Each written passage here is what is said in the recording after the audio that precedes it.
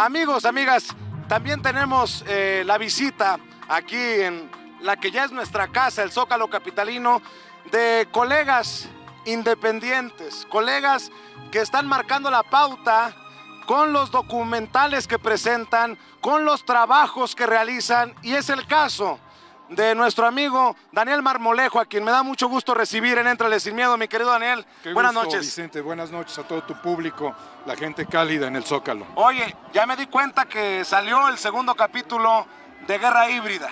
Ha salido con mucho entusiasmo, Vicente, con gran fuerza y proyectando la realidad que estamos viviendo, una realidad muy compleja, y la gran oportunidad es invitar a la gente para que vea Guerra Híbrida, porque estamos en una guerra híbrida global, planetaria, y en este momento, Vicente, verdaderamente es la oportunidad de acercarnos a ese enfoque de la realidad, un enfoque complejo, pero a la vez ameno, porque en 1 hora y 20, 1 hora 30 minutos vamos a entender en qué punto estamos los mexicanos ante esta guerra, que vemos sus efectos justamente ahora en Irán, vemos los efectos de la guerra híbrida en Taiwán, vemos los efectos evidentemente en Bolivia, y México no es la excepción. Ahora hasta en la corte de Brooklyn se puede desatar todo un fenómeno muy complejo que pudiese ayudarnos a salir o que pudiese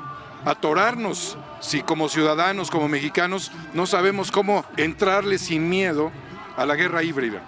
De hecho, me decía el equipo de producción que estamos viendo parte de este tráiler, este adelanto, sí, y que pueden ver precisamente en dónde, Daniel. En 4A República. 4A República está esperando que suban los bonos a través de la presencia de todos ustedes, de todos los mexicanos. Hemos tenido un inicio el 1 de enero con este documental. Nuestro avance ha sido moderado, es un formato largo, pero es necesario, fundamental, que reventemos Cuarta República, que le peguemos con todo, que levantemos el entusiasmo ante la guerra híbrida, porque lo que allí se muestra es fundamental. Y lo más importante, Vicente, está integrado. Apareces tú haciendo menciones muy significativas, momentos crudos, difíciles, y también están algunas cosas cómicas, como el Grinch, tocándole ahí a García Luna mientras está su proceso. Me decías que este capítulo viene desde el 68 hasta nuestros días. Es un capítulo que une a las generaciones que están aquí, a la generación del 68 que se manifestó aquí, que quería democracia. Ahora hay democracia en las calles. Está la generación actual, está el tema de Ayotzinapa, que se ha vivido, y está el tema de García Luna, sin lugar a dudas. Llegó la pólvora a la mañanera, Vicente. Tristemente llegó la pólvora, y hay que señalarlo, y está en Guerra Híbrida también. Y sobre todo, en este planteamiento, cómo estratégicamente vamos a vencer este fenómeno complejísimo en el que está metida la humanidad, al borde incluso de una guerra, para tratar en todo sentido de desgravar una deuda de 4 cuatrillones que se está comiendo al mundo, y donde no hay forma de hacerlo más que con la guerra, y donde no sabemos, y aquí te lo digo en confianza, si a Trump le hicieron un culiacanazo en Irán. ¿Ah, sí? Todo es probable, todo es posible. Lo que puede destapar el escenario de Genaro García Luna en Estados Unidos pudiese llevar a personajes como Janet Napolitano, como las estructuras de, obviamente, el grupo del Estado profundo que está en una crisis con Estados Unidos y con el presidente de Estados Unidos en el impeachment, y sobre todo ver a los jefes de la CIA quizás en un proceso, y a Calderón desde luego. Entonces es un fenómeno muy interesante y muy complejo, justo ahora que Genaro García Luna se dice inocente, ¿verdad? Bueno, por lo menos técnicamente no culpable. Técnicamente no culpable, esperando un lapso para la negociación. Claro. Están temblando en México y en Estados Unidos estos personajes que le hicieron mucho daño a nuestros pueblos con este tráfico de drogas. A ver, Daniel, si bien te enfocas en el tema mexicano con Guerra Híbrida, ¿podríamos entender con estos planteamientos que nos haces lo que está ocurriendo en nuestra realidad? Hoy tenemos a un Estados Unidos confrontado con Irán, al borde de la guerra, un Irán potencia nuclear, un Medio Oriente en donde se mueve la gran parte del petróleo del mundo. Podemos entender, si lo colocamos este concepto de guerra híbrida a lo que ocurre alrededor de nosotros en la actualidad. Absolutamente. Hay una guerra híbrida en Estados Unidos. Hay una guerra híbrida que se pudiera también detonar nuevamente en Argentina, debido a que salió un documental en Netflix que lo tuvieron congelado 3 años. Mira cómo juega Netflix. Congelar un documental durante 3 años del caso del fiscal Nisman, que es un caso tremendo, que él hizo imputaciones sobre la presidenta de la Argentina, Cristina Fernández, y que ahora se desata este tema de guerra híbrida, que tiene que ver, desde luego, con una situación artera, que fue el ataque a la mutual israelí-argentina en el año 94, que fue el ataque contra judíos más significativo, contra civiles, fuera de cualquier contexto que no fuese la guerra. Está la guerra híbrida en todos lados. Las empresas mediáticas están jugando su guerra híbrida. Algunas están direccionadas por la CIA.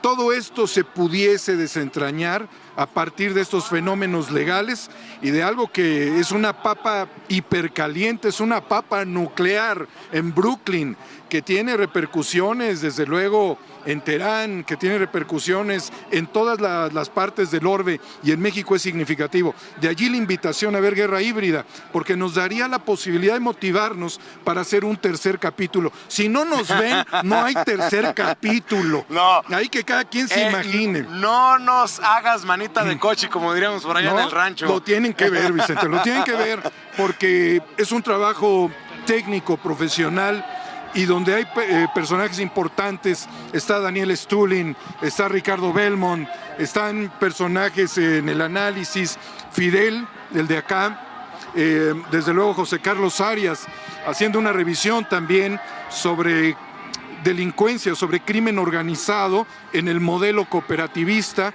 Bueno, García Luna, hablando de cooperativas y de Cruz Azul, fue capaz de hacer un montaje con el secuestro de Rubén Omar Romano para desviar la atención de la gente en el momento del desafuero de Andrés Manuel López Obrador, cuando era jefe de gobierno. De ese tamaño se las gastaban. Sí, estaba Imagínate leyendo esos acuerdos. los señalamientos, las denuncias en torno a esto de la Cruz Azul y Sí. aquel secuestro de Rubén Omar Romano, lo que no suena descabellado con la carta que le envía a Julio Astillero Israel Vallarta, que señala a García Luna y a sus achichincles como cabecillas de un grupo dedicado al secuestro, que hacen mucho dinero, con las acusaciones que enfrenta Genaro García Luna en Estados Unidos. Pareciera que estamos en un momento histórico en el que podríamos poner las piezas del ajedrez, al menos en esta pequeña película de una gran serie de Netflix, digamos. Oh, por supuesto, y pensar en algo, no cabe el escenario en un juego de ajedrez, no es 1 a 1, serían muchos juegos simultáneamente en donde se está decidiendo el destino de la humanidad, Vicente. Está en juego el nuevo modelo económico sustituto al neoliberalismo, está en juego los nuevos grupos de la élite que quedarían contra el grupo banquero financierista, que cada 10 años truena el sistema financiero, hace ricos a unos y pobres a todos. Entonces, esto es lo que está verdaderamente en juego, y este es el enorme compromiso del presidente Andrés Manuel López Obrador, de poder establecer las bases. Pero hay una cuestión fundamental, y quiero ser agudo: no podemos ser timoratos con los conservadores, porque cuando se regeneran son peores que los gremlins. Y si no, ¿sí? si no me apuras tantito, pues ahí está el caso de Brasil con Bolsonaro, ¿no? Lo dice el maestro Ricardo Belmont en el documental. No supieron desmontar, la izquierda latinoamericana no supo desmontar a los neoliberales. No le supieron dar respuesta a tiempo. Dejaron que los ensuciaran más de 24 horas y pusieron a su propio sistema en jaque a partir justamente de que se dio la estrategia electoral, donde ya no pudieron recuperarse. ¿Por qué no me permites ir a una pequeña pausa y regresar contigo? Pero primero hay que escuchar al pueblo. Vamos a escuchar la voz del pueblo. Por ejemplo, a ver, señora, déjeme preguntarle, ¿Usted cree que el conflicto entre Estados Unidos e Irán va a tener algún efecto en México? Pues no, realmente no, porque Estados Unidos es un país muy poderoso y es estar soñando.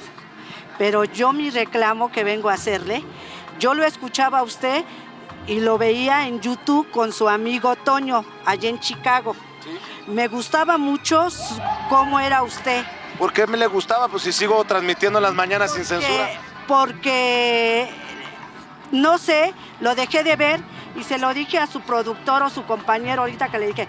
Le venía a hacer 3 reclamos. A ver. Pero nada más le voy a hacer uno porque él, en lo que platicamos, me hizo ver unas cosas. Pero yo soy una estudiante del 68. Tengo 72 años y vengo a hacer un reclamo cuando estas mujeres vienen y usted las entrevista y salen a marchar y pitorrajean todo y bueno, hacen cosas horrorosas. Yo me pregunto por qué no les preguntan ustedes, pero ya me dijo él con sus mismas palabras que sonarían ustedes misóginos, pero yo sí lo puedo decir. ¿Por qué no salieron a marchar cuando las muertas de Juárez? No fueron 1000 ni fueron 2000. Hay documentales y él ahorita que está haciendo esto exactamente del golpe blando contra López Obrador, contra el presidente, no me parece. Yo estoy de acuerdo que al presidente se le tiene que criticar y como se lo dije a su compañero, la crítica debe de ser constructiva, no destructiva, porque si nos destruye, ya nos fregamos todo el país. Y yo le pregunto a todos también, a mucha gente que viene, quieren que el presidente nos resuelva todo. Y nosotros como pueblo, ¿qué hacemos? Claro. Nada más venir a manifestar que no me dan esto, que no me dan lo otro. Cuando hay cosas más importantes para el país y que lo debemos de ayudar. Porque si él pierde, perdemos todo México. ¿Cuál es su nombre, señor? Alejandra Lezama Durán. Bueno, pues ahí está lo que dice Alejandra Lezama Durán. Y lo que dice el pueblo, vamos a ver y escuchar. ¿Tendrá algún impacto el conflicto entre Irán y Estados Unidos en nuestro país? Ya ve que el presidente Andrés Manuel López Obrador no se quiso echar de cabeza en este tema, dice por respeto al derecho internacional. Vamos a ver lo que dicen los mexicanos de a pie. Creo que sí, porque pues vaya, los tenemos al lado, o sea, prácticamente son nuestros vecinos y pues sí, realmente va a afectarnos porque tenemos gente allá, o sea como sea, hay algunos mexicanos que están viviendo allá. Sí, cualquier conflicto armado, posible conflicto armado por nuestra cercanía con los Estados Unidos definitivamente tendrá un impacto negativo en nuestro país. Yo creo que por el momento no. Por el momento son positivos, va a subir el petróleo, van a subir las fábricas de armas, va a subir exportación que necesita Estados Unidos. Yo creo que en el momento no va a ser negativo. Sí y no, por la cuestión que nosotros somos parte económica del país. Va a haber más cuestiones, quiero yo pensar, de seguridad. Es un arma de 2 filos, puede ser, para poder seguir involucrándose de cuestión de seguridad nacional, como ellos lo manejan muchas veces.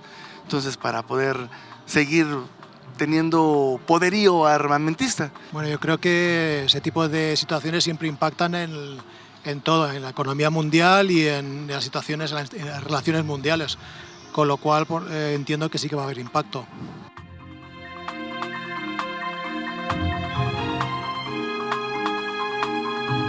Hola, ¿qué tal? Yo soy Magua Romero de Universal, la estación de los clásicos. Te invito a que disfrutes la programación del Octavo.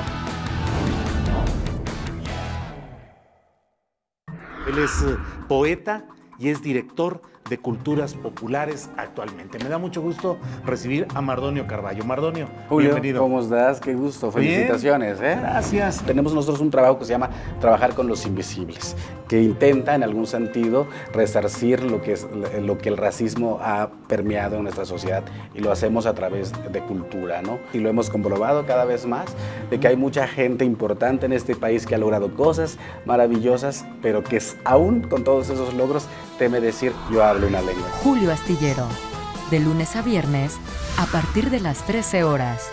La Octava. En la Cámara de Diputados trabajamos para construir un México mejor. Este año creamos y mejoramos leyes para ampliar el catálogo de delitos que ameritan cárcel sin derecho a fianza, mejorar la licencia de maternidad en las Fuerzas Armadas, crear la Guardia Nacional, prohibir el matrimonio infantil y tipificar como delito de la delincuencia organizada la emisión de facturas falsas. Las y los diputados seguiremos trabajando para aprobar leyes en beneficio de todas y todos los mexicanos. Cámara de Diputados. Legislatura de la paridad de género.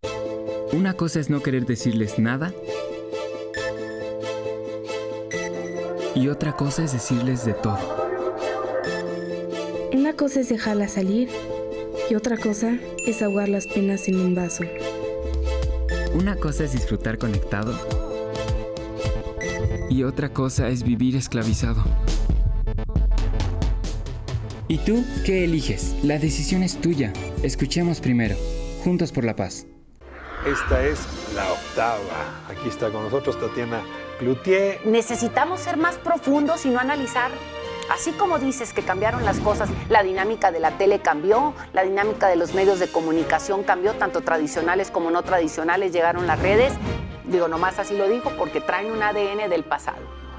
El análisis político a ras de suelo. Ricardo Rafael. Lunes a viernes a las 15 horas. La Octava. Paco Ortiz Pinchetti. Para el reportero común, para el periodista, para el editor, para el articulista, pues está de la situación creo que muy difícil, de cierta forma de censura, dadas las circunstancias que obligan a los medios a tomar cierto comportamiento. Su única salida, desde su punto de vista, es alinearse a un gobierno nuevo. Del mejor análisis de los temas públicos. Los periodistas. Lunes a viernes a las 18 horas. La Octava. Seguimos, le duela a quien le duela, le pese a quien le pese, con esta transmisión en vivo y en directo desde el Zócalo capitalino para cerrar la semana laboral, bien informados, con Daniel Marmolejo, periodista, documentalista, creador de Guerra Híbrida, este documental que ha levantado tantas ampollas, has pisado tantos callos, ya con el capítulo número 2, mi querido Daniel, y oye, entendiendo cómo hay siempre una verdad detrás de la verdad, que es lo que nos estás diciendo con Guerra Híbrida.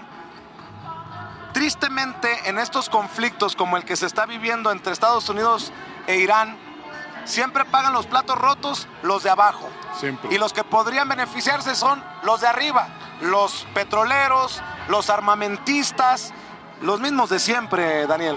Los mismos de siempre, y recordemos aquellos ataques terribles al Medio Oriente de hace varias décadas con los Bush. El modelo Bush, el modelo Clinton, el modelo Bretton Woods es el modelo que continúa todavía vigente y es el modelo que hay que desmontar, Vicente. Es el modelo que hay que desmontar. Pero tenemos la misma beligerancia de Tuto Quiroga en Bolivia, que es la misma que tuvo tanto Genaro García Luna como Calderón, la misma de Hillary Clinton, es la misma cara, es la misma moneda.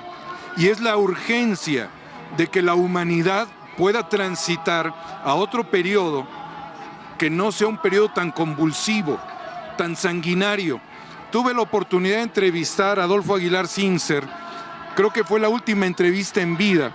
Él nos representaba en el Consejo de Seguridad de Naciones Unidas y él había dicho en ese momento que a México se le veía como el traspatio de Estados Unidos.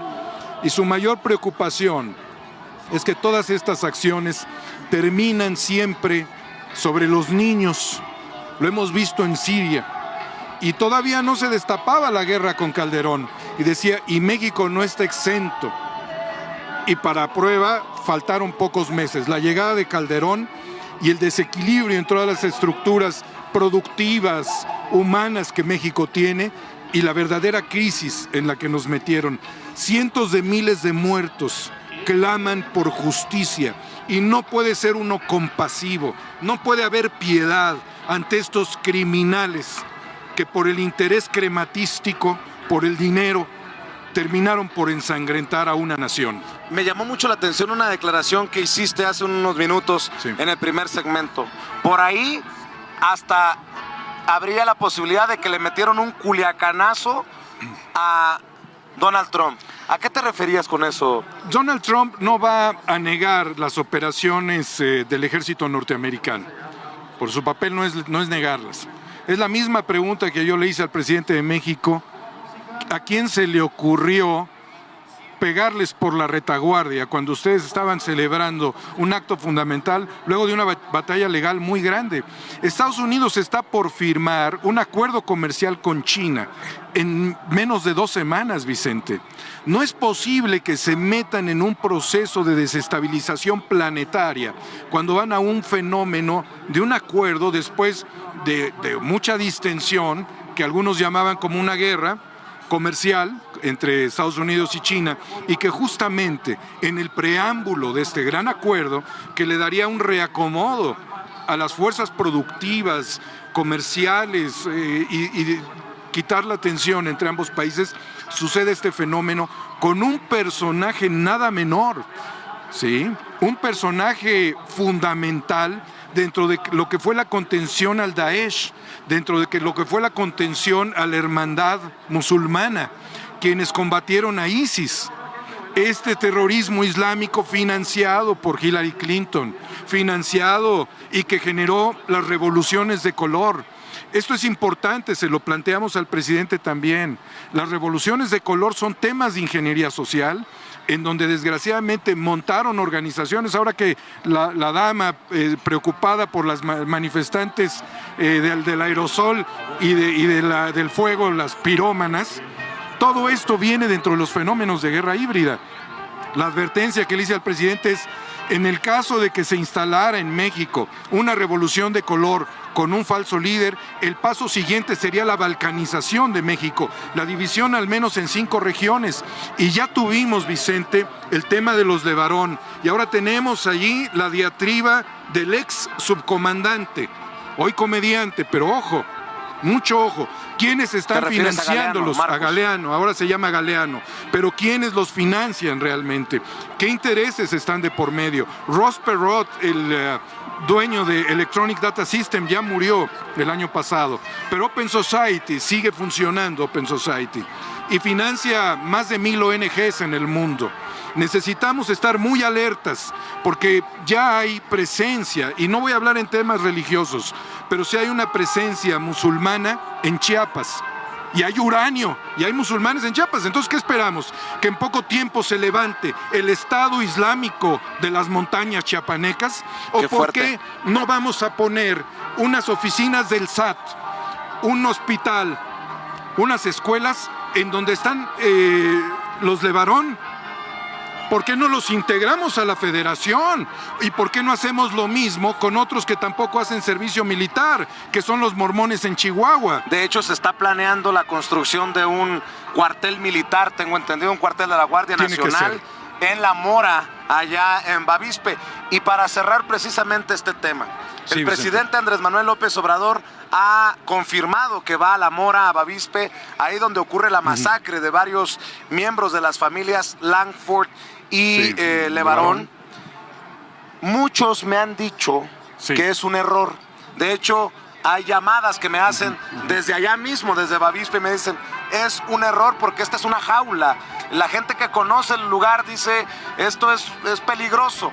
Nuevamente el tema de la seguridad del presidente. Absolutamente. Y tú que estás investigando, y tú que estás sacando este documental de guerra híbrida, ¿qué piensas? Que no solamente está en riesgo la seguridad del presidente de México, también la de Donald Trump con este tema, ¿sí? Porque pudiesen generar un fenómeno de desestabilización donde incluso señalarían que los grupos islámicos, esto es muy complejo.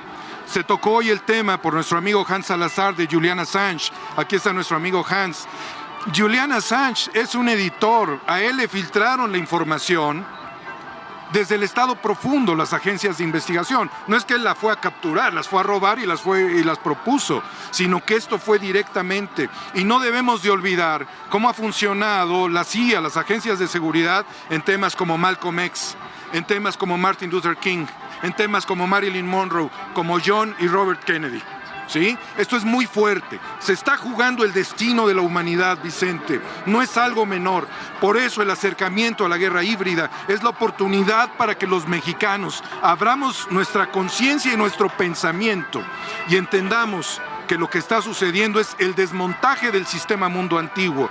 Daniel Stulin está por sacar un libro en donde analiza este fenómeno también.